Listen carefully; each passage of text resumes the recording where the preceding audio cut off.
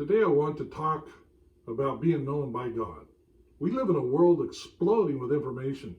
People trip over themselves trying to gain knowledge, whether it's accurate or not. But knowing does not guarantee us anything. Knowledge alone does not satisfy the soul. What does satisfy is to be known.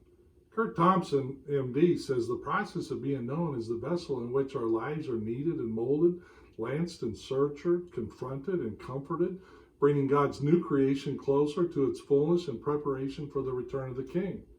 We tend to spend more time and value knowing God rather than being known by God. Paul expressed his desire to know God in Philippians chapter 3 and verse 10. To the Corinthians, Paul said, God knows the one that loves God. Both are important for sure. One without the other is incomplete. If we're not careful, we can get caught up in pursuing only knowing God.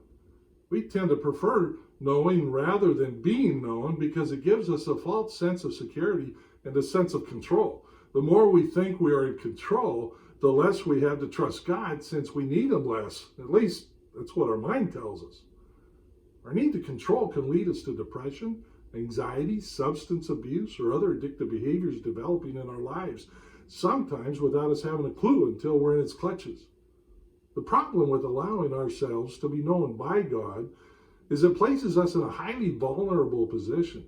To be known, you have to trust someone else with yourself. That's scary, even with God. When we allow ourselves to be known by God, He's able to assess our worth. And the truth is, He already has. His shed blood has made us worthy from the day of our conception. This idea of being made worthy is challenging for many to comprehend.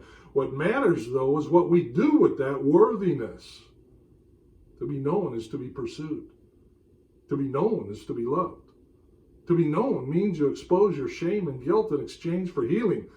God wants to be known by us, for sure. We should want to be known by Him.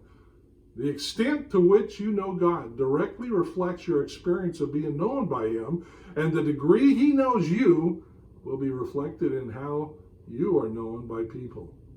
God bless you. Have an awesome month.